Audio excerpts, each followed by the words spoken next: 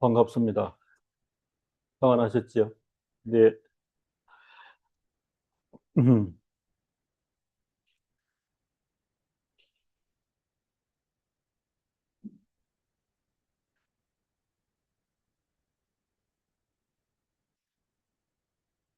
그 주일 규례를 따라 목사가 이렇게 설교를 하는데요. 에,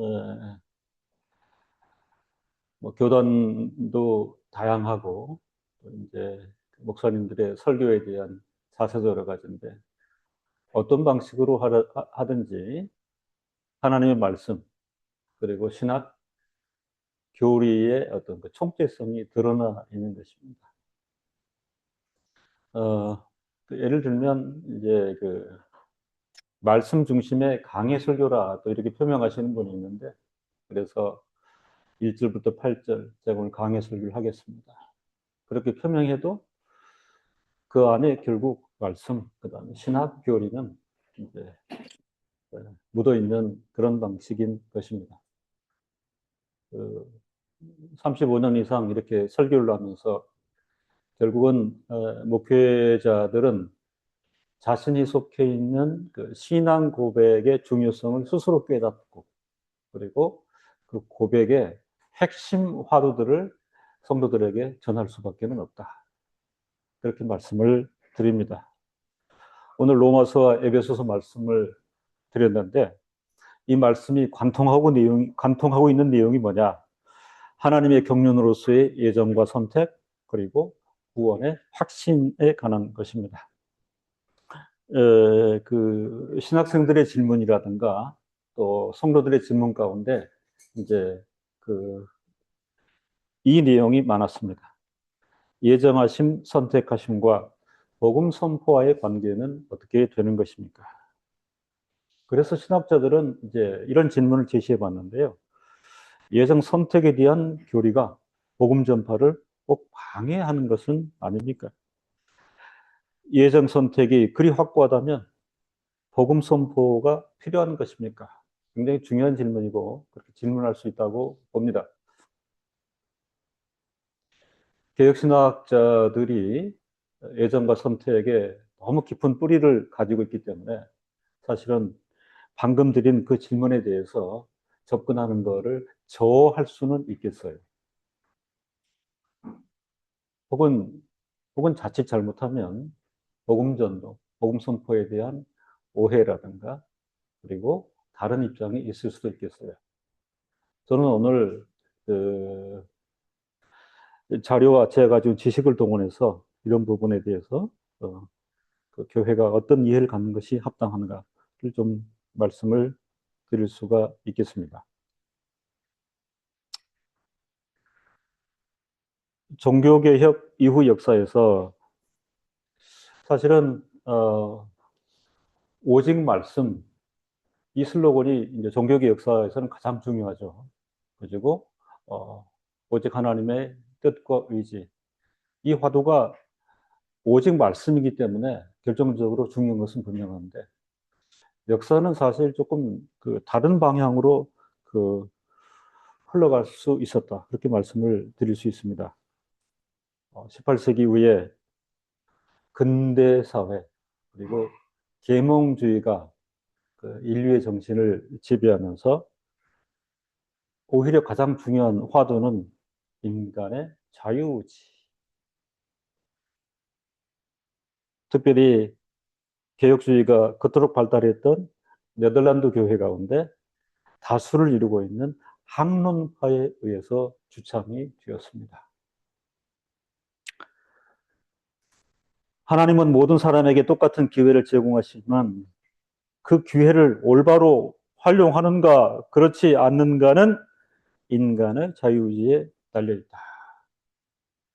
이게 사실은 종교개혁, 개혁주의 발전의 양상 넘어 예기치 않게 광범위하게 인류의 정신세계를 지배하고 강조되었던 인간의 자유의지의 모습입니다.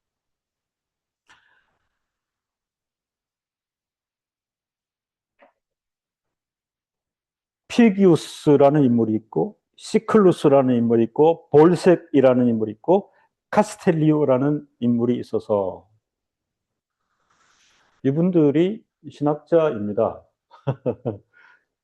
교회 사상을 반대하는 인물들이 아니고 교회 한가운데 있는 신학자들인데, 계몽, 자유의지 이런 분위기를 따라서 그렇게 활용하는가 그렇지 않을까는 인간의 자유의지에 달려있다라고 감히 교회 역사 가운데 천명하였습니다. 화란이라는 나라의 독특성이 그겁니다. 작은 영역인데도 불구하고 분명한 개혁주의 입장을 천명했는가 하면 분명하기 때문에 다른 색도 짙어져서 피기우스, 시클루스, 볼색, 카스텔리오, 그리고 결정적으로 아르미니우스 이런 분들이 또 본인의 입장을 분명하게 천명하였습니다. 화란 개혁주의의 가장 큰 유산으로 저는 개인적으로 튤립 교리를 듭니다. 다 말씀을 드릴 수 없지만 하나님의 불가항력적인 은혜가 임하면 그 은혜를 거부할 수 없다. 하나님의 택한 백성, 예정하신 백성에게는 하나님의 불가항력적인 은혜가 임하여, 그렇게 이제 신분을 규정하고 있는데, 아르미니우스, 아니요, 피기우스, 시클루스, 볼세, 카스텔리오 이분들은 통으로 하나님의 불가항력적인 은혜는 인간의 자유의지하여 거부할 수 있다. 이렇게 이제 표명을 한 것입니다. 이런 부분을 두고 칼빈은 앞서 이미 천명하고 있습니다. 맞다. 모든 사람은 외적인 복음 선포를 통해서 참여하고 믿음을 갖도록 부름의 기회를 받지만, 이것을 가지켜서 신학적으로는 외적 소명이라고도 하고 일반 소명이라고 합니다. 수단과 길을 통해서 성립된다 하는 것입니다. 복음 전파라는 방식이 기독교가 소개되고요. 그리고 여기에 학문적인 지식 또는 성경 지식도 포함이 되고 원어 지식, 교리 지식도 포함될 수 있습니다. 외적인 소명 안에서, 일반 소명 안에서 복음이 누군가에게서 누군가로 전파될 수 있죠. 그 안에 성경 원문도 들어가고요. 성경 내용도 들어가고요. 교리 지식도 들어가고 경험도 다 들어갈 수 있는 것입니다. 외적인 일반 소명, 이 복음 선포의 길을 통해서 참여하고 믿음을 갖도록 부름을 받는 기회. 칼빈은 그것을 얘기하고 있습니다. 그럼에도 그 기회에 참여한 모든 사람들이 믿음과 회개로 이끄는 성령을 받는 것은 아니다. 이게 이제 개혁주의 입장입니다. 이런 두 가지 측면은 성경의 가르침과도 일치하는데, 하나님의 긍휼하심이라고 하는 것은 모든 사람에게 현만하게 제시되지만 이게 외적 소명, 일반 소명인 것입니다. 경건한 자들과 불경건한 자들을 구분해 주는 것은 하나님의 조명하심이요. 하나님의 조명하심은 하나님의 영원한 선택에 근거한다. 하나님의 예정과 선택에 근거한 유효적 소명, 외적인 소명이 있고 일반적인 소명이 있는가 하면 경건한 자들과 불경건한 자들을 구분해주는 하나님의 조명하심이 있고, 이 하나님의 조명하심은 하나님의 영원한 예정과 선택에 근거하는데, 이것을 유해적 소명이라 기독교 강요에서 규정하고 있습니다. 그러면 예정과 복음 선포 사이, 이러므로 예정 선택의 교리는 결코 복음 전도와 모순될 수가 없습니다. 이 질문을 사실은 그 신학생들이나 또 성도 일반에게 많이 받고, 그래서 제가 설교한 부분들을 또 여러 목사들과 전도사들이 경청하기 때문에 오늘 저는 신중하게 말씀을 드리고 있습니다. 성경 말씀은 하나님의 은혜가 갖고 있는 절대 주권을 강조합니다. 동시에 복음 전파의 중요성에 대해서도 말합니다. 로마서 10장 14절로 15절이 분명한 증거인데요. 그런즉 저희가 믿지 아니하는 일을 어찌 부르리요? 듣지도 못한 일을 어찌 믿으리요? 전파하는 자가 없이 어찌 들으리요? 보내심을 받지 아니하였으면 어찌 전파하리요? 기록된 바 아름답도다 좋은 소식을 전하는 자들의 발이야 함과 같으니라. 선교사들 그리고 선교 관련된 일하시는 성도들, 로마서 사도 바울은 이렇게 표명하고 있는 것입니다. 이렇게 보면 선택 예정과 복음 선포로 대표되는 외적인 부르심, 일반적인 부르심은 서로 밀접하게 연결되어 있습니다. 성경은 이러한 외적인 부르심의 필요와 중요성에 대해서도 언급하고 있습니다. 마태복음 11장 28절에 수고하고 무거운 짐진 자들아 다 내게로 오라 내가 너희를 쉬게 하리라. 이 놀라운 말씀이야말로 외적 소명, 외적 부르심을 위한 핵심 구절이 되는 것입니다. 사도행전 16장 31절 주 예수를 믿으라 그리하면 너와 네 집이 구원을 받으리라. 이렇게 성경이 증거하고 있습니다. 이렇게 보면 하나님의 선택, 하나님의 예정하심이 복음 선포를 결코 약화시키지 않는다. 저는 천명합니다. 그리고 역사적 개혁교회는 분명한 입장으로 가지고 있습니다.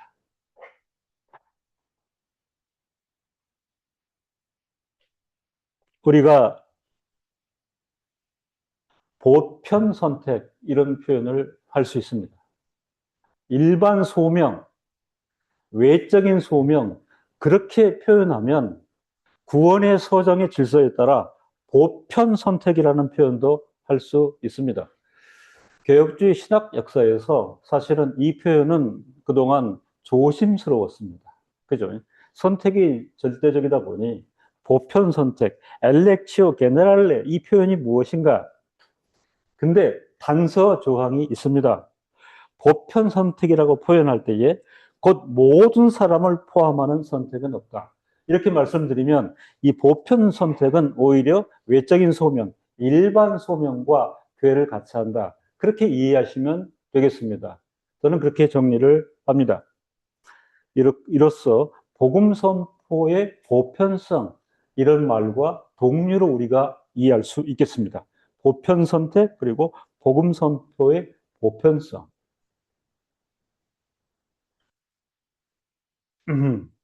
아까 제가 말씀을 드릴 때에 외적인 소명, 일반 소명으로 하나님께서는 사람들을 하나님의 교회 가운데 그리고 구원의 자리로 부르신다라고 감히 말씀을 드릴 수가 있는데 그 방식이 복음 선포의 보편성이 담보되기 때문에 그렇습니다. 그래서 신학적으로 특별히 신학적으로 캐리그마 이런 표현을 합니다.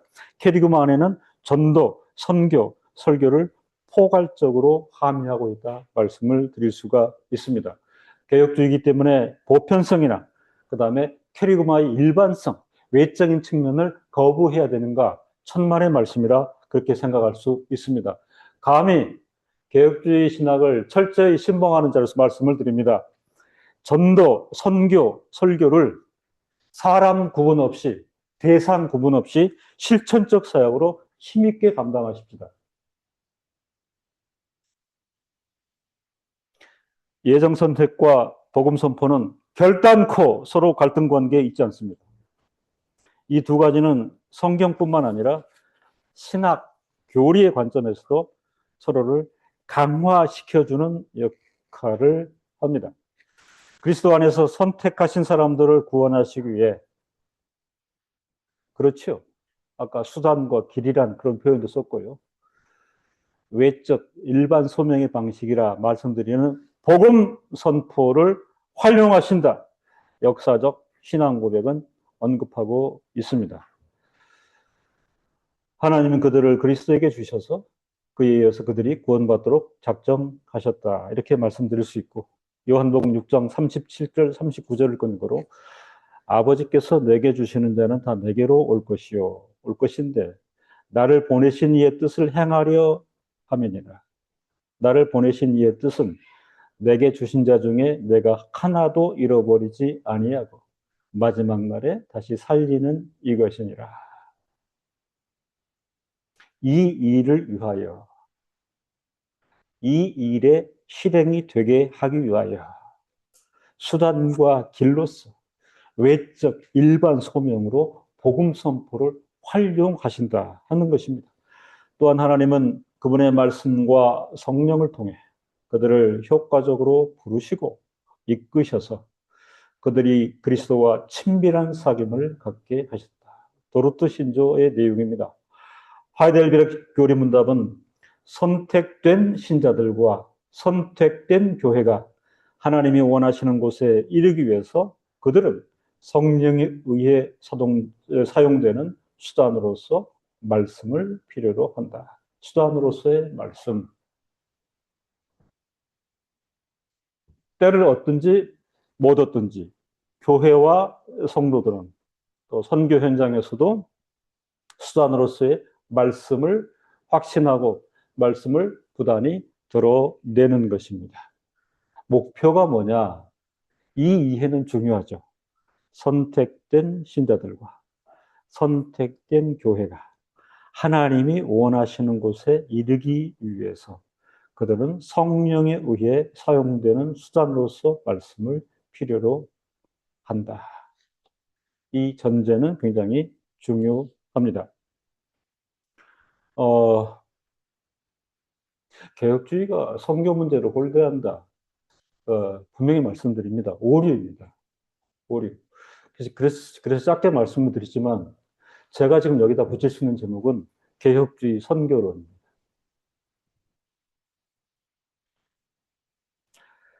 역사적 신학의 내용을 살피는 가운데 복음 선포는 선택으로 말미암아 궁극적인 효력을 지닌다는 것을 알게 되었습니다. 성경에 기초한 예정 교리는 복음 선포와 선교 및 복음을 전파하는 사역을 절대로 방해하지 않습니다. 만약에 방해한다면 보편적인 하나님의 백성 이렇게 말씀드릴 수도 없고 개혁주의자, 개혁주의 교회라고 표현해도 어폐가 있다. 저는 그렇게 규정하고 싶습니다. 오히려 예정하시고 선택하시는 하나님의 사랑과 은혜를 믿는 믿음은 모든 사람에게 구원의 메시지를 전파하도록 독려, 격려하는 것입니다. 우리는 구원의 메시지가 어떤 이에게 전달되고 전달되지 않는지를 결정할 수 없습니다. 역사 가운데 이런 오해와 오류가 있었어요. 하나님께서 원하는 사람 모두에게 그분의 은혜가 전달되는 것은 오로지 하나님께 달려 있습니다. 하나님의 주체성, 하나님의 일하심에 우리가 더욱 천착해 있다면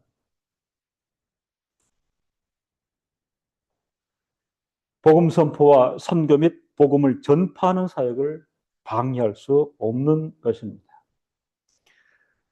이렇게 우리가 정리해 볼 수 있습니다. 개혁주의 선교론의 화두는 뭐냐?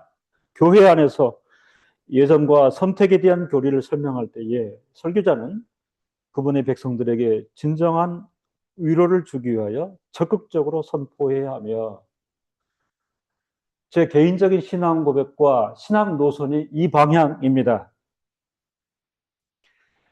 예정과 선택에 대한 교리를 구체적으로 꼼꼼하게 설명하고 표현하는 것이 하나님 사랑, 사람 사랑에 대한 그리고 전도와 복음이 전파되기를 소원하는 자의 다른 모습이다. 동시에 이 말씀을 통하여 확신과 위로를 받는 성도들로서는 하나님께서 예비하신 택한 백성들을 위하여 즐거이 복음을 선포하는 일을 실행해야 한다. 짧지만 단호한 개혁주의 선교론의 규정인 것입니다. 그런데 여기서 끝나면 안 됩니다. 최근에도 계속해서 질문을 받고 또 우리 집안 안에서도 계속 어떤 투쟁적인 그런 어떤 그 내용이 있는 부분이 구원의 확고한 기초, 구원의 확신을 위한 바탕이 무엇이냐 대한 이해인 것입니다. 구원의 확실한 기초인 삼일체 하나님의 영원한 결정과 은혜로운 선택에 대한 이해인 것입니다. 예정하심과 선택하심은 우리의 구원이 절대적인 주체자이신 삼일체 하나님의 영원하신 결정과 은혜로운 선택에 의존한다는 사실을 보여줍니다. 정상적으로 복음이 선포되는 길을 뚫고 그리고 구원의 확신이라고 하는 이 논지에 이르기 위해서는 이 전제가 핵심인 것입니다. 역사 가운데 사람들은 하나님의 은혜와 인간의 자유라는 두 가지 요소를 조화롭게 결합하려는 시도를 끊임없이 시도했습니다.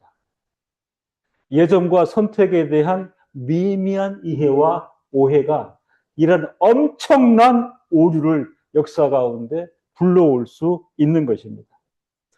구원의 확실한 기초인 삼일체 하나님의 영원한 결정과 은혜로운 선택, 이것이 전부다라고 하는 핵심 전제를 포기하게 되면 그 이후에 풀리는 것은 오류, 허물뿐인 것입니다.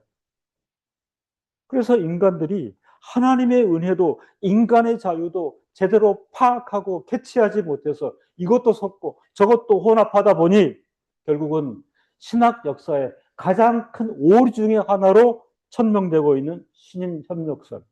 이걸 분명히 성도들에게 말씀드릴 수 있습니다. 이 신인 협력설의 요초는 구원은 하나님께서 시작하시지만 하나님의 은혜가 효력을 나타내서 진정으로 구원을 이끄는 것은 인간의 공헌이다 하는 사실입니다. 아마 현재 존재하는 교회의 대부분은 이 논지에 동의하고 있다. 저는 이렇게 판단합니다.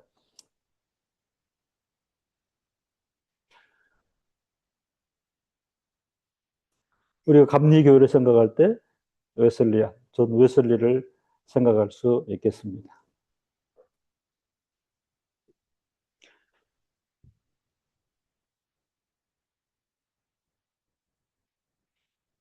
이분에게 중요한 것은 조건적 구원이죠. 조건적 구원은 뭐냐면 이게 말이죠. 인간의 본능이나 실체적으로는 이해가 되기도 하죠. 아무리 복음을 전해봐라. 어? 누구 와서 복음을 전해봐라. 뭐 섬기고 맛있는 거 사주고 10년, 20년을 노력해봐라. 네? 그거 들어주는 것. 내가 그 친구를 좋아하기도 하고, 내 마음이 동하기도 하고, 내가 좋은 사람이기도 하고. 그러나 결정적인 순간에 그렇게 한들 예수 제가 안 믿어요. 안 믿겠어요. 하면 끝이다. 그런 노력 위에 내가 내 의지를 촉발을 시키고 나를 설득시켜서 아니면은 뭐 인사치레도 한 스푼 들어가겠지요. 저렇게 노력을 하는데 그러니까 결과적으로는 미미하게라도 노력이 가상합니다. 고맙습니다. 믿어드릴게요. 이게 조건적 구원. 내가 믿어야 구원을 얻는다. 나예요, 나. 아무리 해봐라. 내가 입 막고 내가 안 한다고 하면 그 노력은 다 허사 아닌가? 인간적입니다. 성경도 믿지만 인간의 전통, 이성, 경험이 합치해야 결과물을 낳는다. 이렇게 보면 불가항력적 은혜를 개혁주의자는 천명하지만 하나님의 은혜도 거부하면 어쩔 수 없다. 거부할 수 없다. 이게 정통 아르미니안주의잖아요. 그죠? 웨슬리안도 마찬가지입니다. 세상에 어려운 혼탁한 혼재가 있습니다. 예. 그런 그 웨슬리도 참으로 선하고 성결한 분이잖아요. 나는 칼빈주의자라고 연면히 얘기를 했어요. 근데 어디서 만나는가는 저도 잘 모르겠습니다. 신인협력서. 구원은 하나님께서 시작하시지만 하나님의 은혜가 효력을 나타내서 진정으로 구원을 이끄는 것은 인간의 공헌이다. 이에 대해서 칼빈은 그의 기독교 강요에서 인간을 하나님의 동역자로 생각하고 위상이 다릅니다. 인간이 하나님의 선택에 동의해서 그분의 결정을 인준한다는 생각은 오류라라고 강요에서 분명히 규정했습니다. 화란에 저명한 개혁주의 교육자인 베르카유 신인협력설은 절대 주권을 가진 하나님의 은혜의 경륜을 반대하는 신학적인 표현이라. 신인협력설은 우리 구원의 기초를 뒤흔드는 심각한 결과를 빚어내는데 만약에 신인협력설을 받아들인다면 우리의 구원의 기초는 더 이상 견고하지 않게 됩니다. 인간의 협력은 불완전한 요소이자 불완전한 상태로 존재하는 것이기 때문입니다. 하나님의 온전하심에 인간의 본성이나 의지가 가미된 고려나 판단, 결정이 섞일 수는 없는 것입니다. 그 자체로 불가능하기 때문입니다. 신인 협력설을 믿는 겸손한 자들이 타협하는 게 뭔지 압니까? 이렇게 얘기를 해도 99는 하나님이고 1인 인간인데 여러분 믿으십니까? 인간이 일이어도요, 그 일 가지고 얼마든지 할 수 있어요. 모든 걸 다 할 수 있어요. 일만 가지고. 그렇잖아요. 예. 참 그 애매한 그 예화긴 한데. 그 우리 살림살이 돈이 필요하잖아요. 그죠? 예를 들면 일경이라고 그럽시다. 예? 예. 9,999천 원이고 너에게 1조 간다. 그 모든 거 다 할 수 있죠. 뭘 못합니까? 그런데 뭐 일경하고 하나님의 신분과 사역을 비교할 수 없는데. 예? 99는 그쪽 가져가시고요. 우리가 할 수 있는 거는 한 1 정도. 천만의 말씀인 것입니다. 구원의 확실한 기초.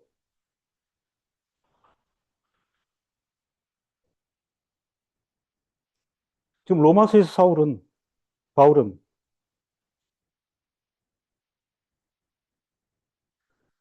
그런 것에 천착하거나 의탁하지 말고 예정과 선택을 믿는 하나님의 백성이 붙잡을 줄은 하나님으로부터 온 구원의 황금줄, 골든 체인은 이거밖에는 없다. 사람이 개입할 여지가 없는 오직 하나님으로부터만 기인한 구원의 황금줄. 그러면서 예정과 선택을 풀어가고 있습니다. 택한 백성의 신분이 뭐냐? 하나님께서 부르셨다. 하나님께서 의롭게 하셨다. 하나님께서 영화롭게 하셨다. 이것은 오직 하나님께로서 기인한 것이다. 부르심과 의롭게 하심과 영화, 성화에 있어서 사람이 이를 주장한다. 더러운 것입니다. 하나님께서는 우리를 미리 아셨고 우리가 그분의 아들의 형상을 본받게 하는 것을 미리 예정하셨습니다. 이것은 하나님의 선택이 우리의 행위의 결과로서 일어나는 것이 아니고 그것에 의존하지도 않는다는 것을 명백하게 보여주고 있습니다. 그래서 신학자들은 하나님의 선택하심은 분명히 우리의 행위보다 우선하여 그거로부터 독립되어 있다라고 차단선을 쳐버렸습니다. 우리는 아들의 형상을 본받게 하심을 따라 하늘의 영광에 참여하는 신분이 되었습니다. 이는 독생하신 아들이신 그리스도를 구속의 중보자로 세우시고 또한 맏아들이 되게 하심으로 당신의 택한 백성들을 구속하셨다는 진리입니다. 택자의 신분과 관련하여 하나님과 예정하심과 선택하심 외에 우리는 어떤 근거를 댈 수 있다는 말입니까?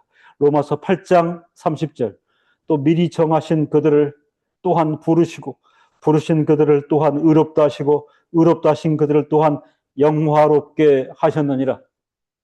모든 것은 하나님의 골든 체인으로부터 그분 혼자서 그리스도의 형상을 본받는다는 것은 성도의 삶 가운데서 그리스도를 본받는다는 것을 말합니다. 그리스도를 본받기 때문에 성도의 생애 동안 어떤 일이 발생할 수 있으나 신앙길을 가기 때문에 환난과 곤고와 핍박이 있을 수 있으나 그리스도 형상을 본받기 때문에 염려나 근심할 필요가 없는 것입니다. 이게 골든 체인입니다. 사람의 역량과 사람의 의지가 가미될 수 없기 때문에 우리는 신앙길 가면서 만날 수 있는 환난이나 곤고나 핍박에 대해서 염려할 필요가 없는 것입니다. 누가 우리를 그리스도의 사랑에서 끊으리요? 환난이나 곤고나 핍박이나 기근이나 적신이나 위험이나 가리랴. 그러나 이 모든 일에 우리를 사랑하시는 이로 말미암아 우리가 넉넉히 이기느니라. 구원의 기초, 그리고 예정과 선택이 가지고 있는 큰 유산, 그게 결국 우리를 어디로 몰아가는가? 구원의 확신으로 몰아가는 것입니다. 정직하게 말씀드리면 최근에 그 주변의 어떤 아픔과 성도들의 어떤 고뇌 이런 걸 보면서 이 사안이 결코 쉽지 않다는 것을 몸으로 체득하고 있습니다. 그 세월을 오히려 목사님 저보다 더 집착하고 하나님 예배에 말씀과 기도에 철저한 그런 분들도 이 사안 앞에, 근데 목사님 확신이 없어요. 그렇게 생각하고 그렇게 사유할 수 있는 메커니즘을 저도 분석해내거나 발견해내거나 설명할 수 없는 아픔이 있을 정도로 이 사안이 커요, 현실에도. 야, 저렇게 구별되어 사시는데도.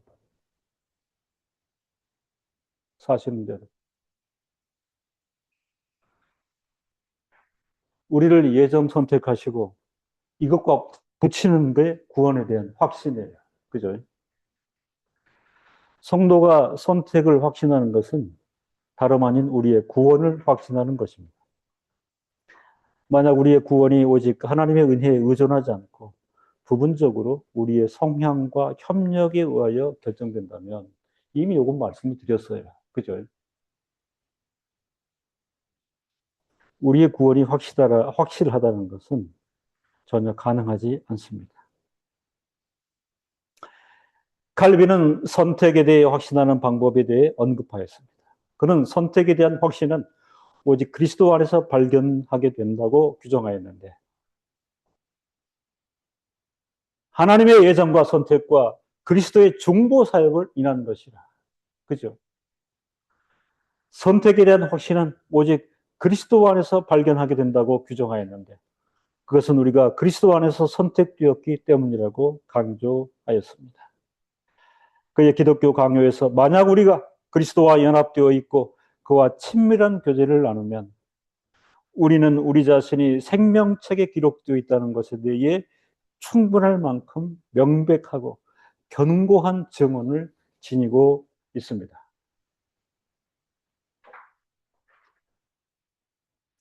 신자들 중에는 자신들이 선택받은 것을 의심하는 이들이 있습니다. 모순 같지만 신자들 중에요. 신자들 중에. 제가 최근 겪는 걸로 따르면 보통 신자들도 아닙니다. 그들에게는 신학과 자료와 말씀에 충분한 이해가 있습니다. 조심스럽게 말씀드리는데 현실적 미스테리라고 할 수 있나.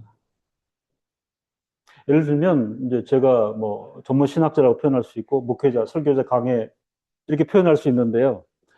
요즘은 뭐 보편적인 성도들도 그 워낙 우리나라 지성 수준이 높은 데다가 그리고 이 성경에 대한 이해 그리고 뭐 하루 7-8시간을 파는 거예요. 그죠? 이 사이트 저 사이트 들어가면은 자료가 뭐 폭포수입니다. 그죠? 온갖 신학 교수들이 그 입장을 전개하고 말씀을 풀어내고 다 참고하고 이해하고 그렇게 되면 예정에 대한 이해도 깊을 수 있고 선택에 대한 이해도 깊을 수 있고 구원의 기초에 대한 이해도 넓을 수 있는데 이 신자들 중에는 자신들이 선택받은 것을 의심하는 이들이 있다.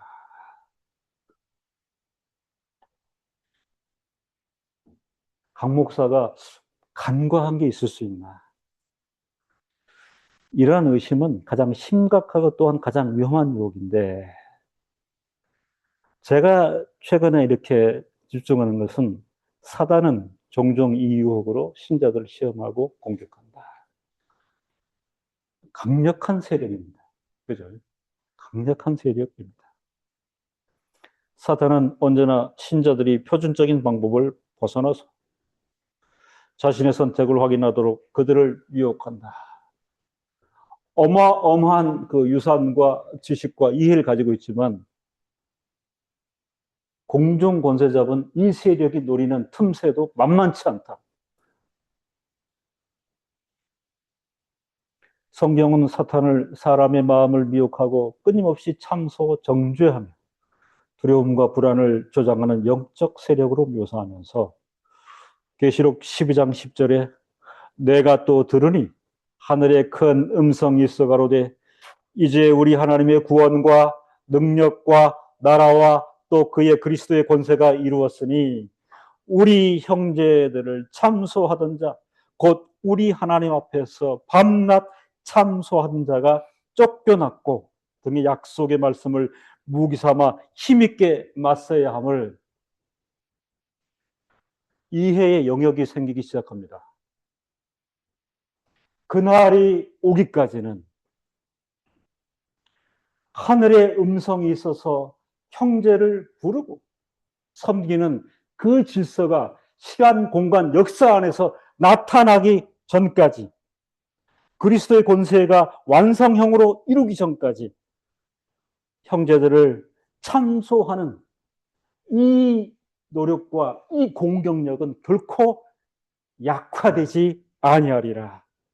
그날에는 쫓겨나겠지요. 이 이해가 생겨나는 것입니다. 그래서 개혁자들은 이 약속의 말씀을 무기 삼아 힘있게 맞서십시오. 이 방법밖에는 없습니다. 제가 지금 최근에 절감하는 것이 어떤 분간의 대화를 위해서요. 매주 막 신학 연구를 다시 합니다. 말씀 연구를 다시 합니다. 근데 놀라운 게 뭔지 아세요?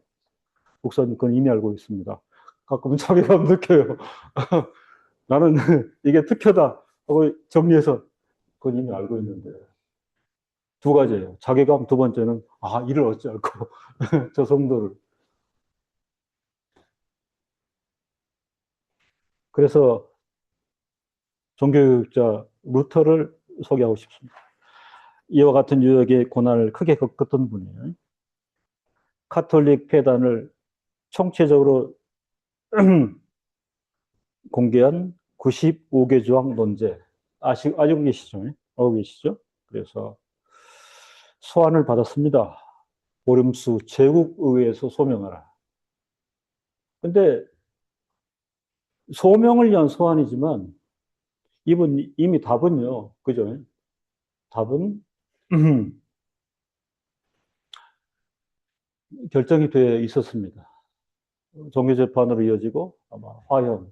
그래서 얼마나 큰 두려움과 고통이 있었겠습니까? 보름수 제국의회에서 발표하고 정죄를 당한 후 사제의 그 신분에서 이제 뭐라 그럽니까? 그죠? 파면당하고 죽음인 거죠. 종교적 정체성과 가치를 인정받을 수 없습니다. 1521년부터 1522년까지 1년여 바르트부르크 성의 한 백작이 자신을 받아줘서 한 방에 은신이 있었는데 1521년, 22년 1년여 동안 이 대신학자 루터는 단말마의 두려움과 유혹에 휩싸였습니다. 계시록 10장 10절을 연결하면서 사실은 이 부분을 눈여겨보는 것입니다. 루터는 두려움과 유혹에 휩싸였습니다. 그에게 신학이 없습니까? 말씀이 없으니까. 그거는 확신이 없습니다. 신학적 업적이 없습니다. 이 기간 동안 극심한 육체적 고통, 불길한 운명에 대한 이해감, 지옥과 사탄에 대한 환영, 죄의식에 시달리는 악몽에 시달렸습니다.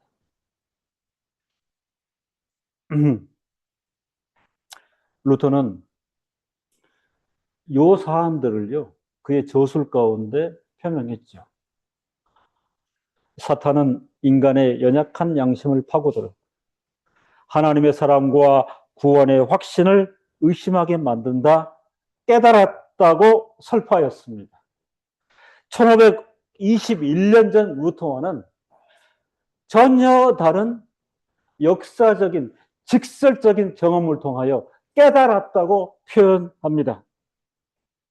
사탄은 인간의 연약한 양심을 파고들어 하나님의 사랑과 구원의 확신을 의심하게 만든다고 깨달았다고 설파하였습니다. 루터는 고백하기를 사탄이 그에게 공격하는 무기는 오늘날에도 제 요즘의 경험 가운데 이 부분은 일치해요. 계속해서 네가 무슨 하나님의 자녀야?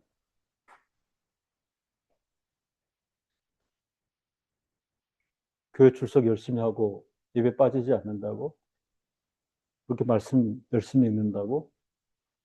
그렇게 기도를 오래 한다고? 웃기고 있어. 무슨 하나님의 자녀야? 너 같은 죄인은 구원받을 자격이 없다. 밤새 공격을 양심을 끊임없이 괴롭힌다고 피력하였습니다. 이 부분도 최근에 제가 이렇게 그 하는 분하고 똑같습니다. 네. 자, 이 얘기 해줬거든요. 강조해서. 근데 약발 없어요. 루터는 당시에 사탄이 자신의 방에 찾아와. 루터가 이 고난을 겪고 그리고 확신에 거했을 때 그 유명한 저서 탁상담화라는 책을 발표했어요. 이 탁상담화는 무슨 얘기냐면 제가 이런 일을 겪었거든요. 주변의 신학자들에게 그죠? 이름을 검열하면서 그분들 초청하고 제가 이런 일을 당했는데요.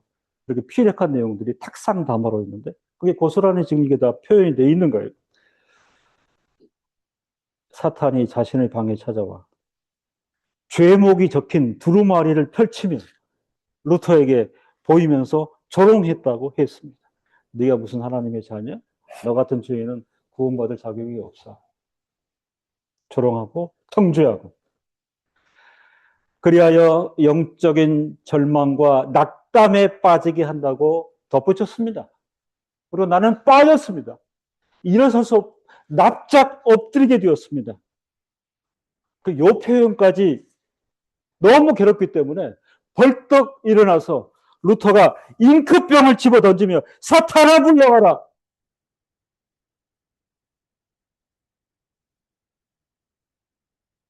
1521년, 22년, 1년 동안 이 과정을 통과하면서 루터는 결국 하나님의 예정하심과 선택하심과 구원의 확신을 공고히 하게 되었고 이후에 교회에서 힘있게 설교하며 생애 다하도록 독일어 신약 성서를 번역하였고 수많은 문서들을 작성하며 교리문답, 신앙고백서, 개혁 운동을 관철하였습니다. 대신학자, 종교개혁자, 이분의 삶에도 이게 있었다. 칼빈은 이렇게 결론 지었습니다. 우리는 하나님의 부르심을 출발점으로 삼고 이게 유효적 내적 소명을 받은 자들입니다. 또한 그것을 종착점으로 삼아야 한다. 결론인 것입니다. 하나님께서 우리를 선택하시고 우리를 예정하시고 그리스도의 사역과 정보를 통하여 우리를 구원하시고 이게 구원의 기초죠. 그리고 답으로 그렇기 때문에 구원의 확신을 견고히 붙잡고 생애를 살아가게 되는 것입니다. 기도하십시다.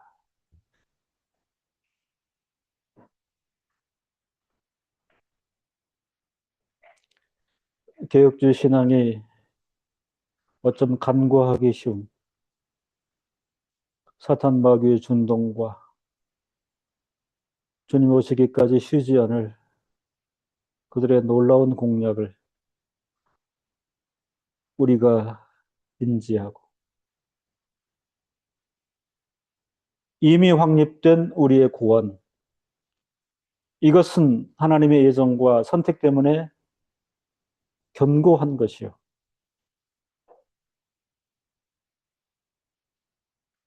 이 구원의 기초 위에 생애 다하도록 그리스도를 닮아 살기 때문에 환난과 고난과 유혹과 핍박이 쉬지 않을 것이나